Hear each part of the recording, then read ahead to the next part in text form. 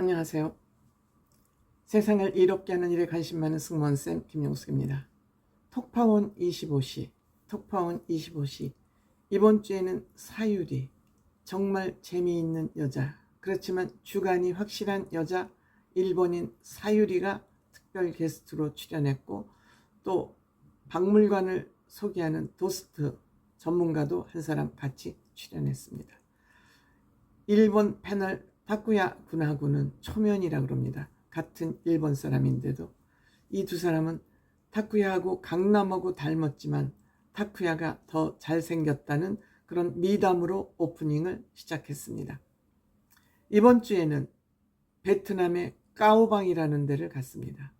하노이에서 한 280km라 그러니까 한국 서울에서 대전까지 거리보다 조금 더 먼 그런 거리가 아닌가 싶습니다. 이것은 중국하고 같이 국경을 접하고 있는, 즉 베트남의 가장 북단에 있는 그런 지역이 되겠습니다.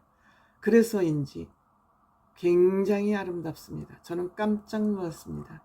자연이 인간에게 주는 혜택이 저런 것이구나 하는 것을 다시 한번 느끼게 하는 그러한 곳이었습니다.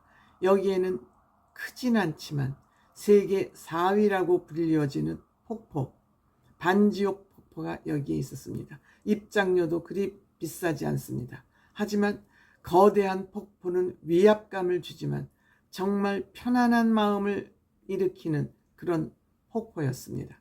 이 폭포는 중국과 베트남의 경계에 있어서 반은 중국 폭포, 반은 베트남 폭포, 이렇게 거기에 국경지역 폭포라 그럽니다. 정말 아름답습니다. 이 지역의 자연 환경도 그렇게 아름다울 수가 없습니다. 여기에 호랑이 동굴이라는 곳이 있는데 여기를 들어가 보니까 나는 세상에서 이렇게 아름답고 특유한 동굴은 처음 보는 것 같습니다. 아마 세계에서 가장 아름다운 동굴이 호랑이 동굴 아닐까? 정말 연잎을 깎으로 놓은 것 같은 그런 종류석들, 그 컬러풀한 거 너무너무 아름답습니다. 너무너무 아름답습니다. 정말 이찬원 씨도 여태까지 톡파원 25시를 해봤지만 가장 가보고 싶은 곳이다. 아마 조만간에 보따리를 싸지 않을까 싶습니다. 자연스러운 자연미가 최고인 곳이 이 베트남의 까오방이 아닐까. 유명하게 많이 알려지지 않은 곳인데 알려지지 않은 곳이 이렇게 아름다운 곳이 있다니 놀랐습니다. 이제 한국 사람들에게 이곳이 소개가 됐으니 여기로 또 많은 관광객들이 몰려가지 않을까 이렇게 생각됩니다. 그 다음에 아랍에미리트 토고, 뷰티 모델이라고 그러는데 그곳에서 뷰티 모델을 하고 있다 그러는데 저는 이 김하연이라는 이 뉴톡파워는 글쎄입니다. 너무 부자연스럽고요. 아무리 모델이지만 이 톡파원들은 그곳에 관광을 정보를 주는 것이 업무 목적인데 패션쇼를 하는 것처럼 옷을 나는 이만큼 옷이 많아요를 자랑하는 것 같아서 별로 이 아랍에미리트의 뉴톡파워는 별로 패션 마크입니다. 여기가 문화수도 샤르자라는 곳을 갔습니다. 여기에는 약 3,000개의 아랍에미리트의 모스크가 있는데 그 중에서 가장 수려하고 아름답고 규모가 큰 그런 모스크 같습니다. 약 25,000명을 수용할 수가 있고 예배실만 해도 5,000명이 들어갈 수 있다고 합니다. 또한 여기에는 자동차 박물관이 있는데 여기 아랍에미레이트 왕이 본인이 자동차 광이기 때문에 이러한 곳을 여기에 전시하기 위해서 이 박물관을 만들었다고 합니다. 돈이 많고 문화는 없는 나라가 아랍에미레이트 아닌가 이런 생각까지 들게 합니다. 사실 사막의 도시를 만들다 보니까 사막 이외에 무슨 문화가 있을 리는 없지만 너무 돈 문화, 천박한 문화를 가지고 있지 않나 이렇게 생각이 됩니다. 그 증거의 하나로 좋은 번호판을 하나 사는데 경매로 산다 그럽니다. 그런데 번호판 하나에 197억의 경매가 됐다 그럽니다. 한마디로 이건 돈지랄이 아닌가 이렇게 생각이 됩니다. 그리고 산도 사막이지만 눈이 내리는 그런 산이 있습니다. 여기에는 이 사막에 있는 이 산을 구경하기 위해서 짚라인을 타야 되는데 짚라인 길이가 무려 2.8km, 아마 가장 긴 짚라인이 아닌가 생각이 되고 속도도 110에서 150km라 그럽니다. 여러분 자동차 100km를 넘어가면 그 속도감에 얼마나 불안한지 모릅니다. 그런데 그 줄에 몸을 의지해서 100에서 150km를 달린다고 생각해 보세요. 끔찍한 일이죠.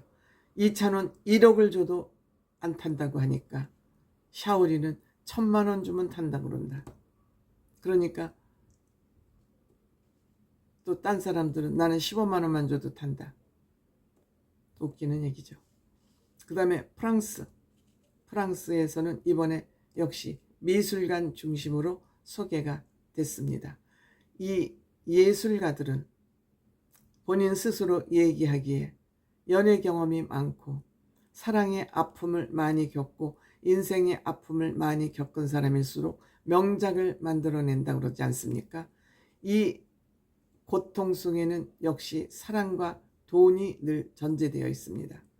이 유명한 박물관에 작품을 남긴 사람들도 역시 남편이 두 사람인, 즉 친구들 사이에 부인이 한 사람이었던, 뭐 이것은 그야말로 사랑과 전쟁에 나올 법한 그런 얘기들이죠.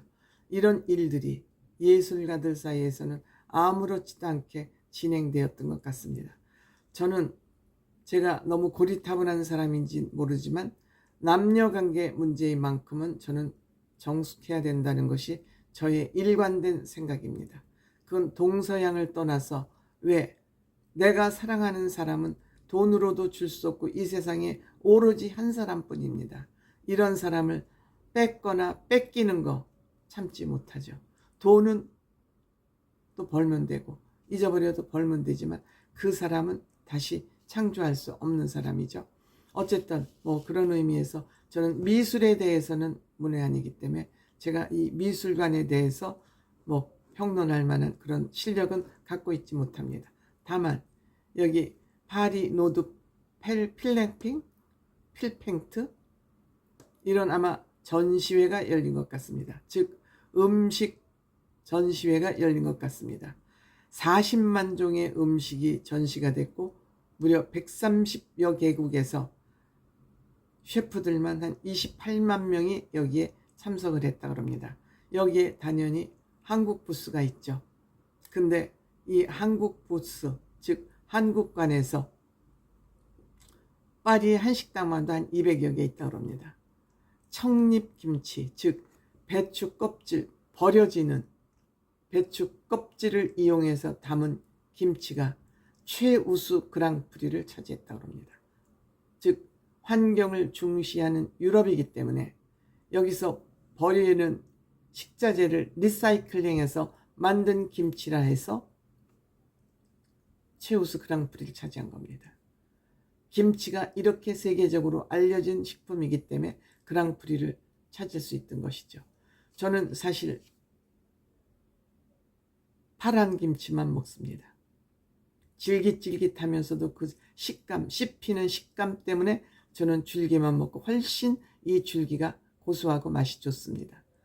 보쌈 김치를 해도 저는 보쌈 안에 든 것보다는 보쌈을 싼 껍질을 더 열심히 먹는 그런 사람이기도 합니다. 하여튼 좋은 소식, 파리에서 들려온 좋은 소식, 자긍심을 또 한 번 갖게 됐습니다. 여기서 뭐 야경 투어, 뭐 세느강을 그 배를 타고 하는 야경 투어는 뭐 그냥 그 다 해본 것이고 또 있을 수 있는 거고 특별한 건 없고, 그 다음에 일본 도치키현 가을 단풍이 아주 유명한 곳이라고 합니다. 일본 수도권에 있지만 농산물이 많이 나서 수도권에 농산물을 많이 공급하고 여기에는 미니 도시, 세계 각국의 미니 도시를 만들어서 많은 관광객을 끌고 있습니다. 그 미니 도시를 만든 섬세함에 놀라지 않을 수 없습니다. 일본인 하면 그 섬세함과 치밀함이죠. 그래서 기반이 아주 기초가 잘 다져진 나라가 일본 아닌가 합니다. 즉 한국은 경복궁과 광화문이 거기에 만들어져 있는데 경복궁에 그 100엔을 넣고 관람을 하면은 부채춤을 볼 수 있는, 얼마나 섬세하게 만들어졌으면 그 사람이 뭐 손가락 하나만 해요. 손가락 하나만한 그런 사람들이 부채춤을 추는 그 강력, 너무 섬세하게 잘 만들어진 도치키현, 여기는 한번 가볼 만한 의미가 있다, 이렇게 생각이 됩니다.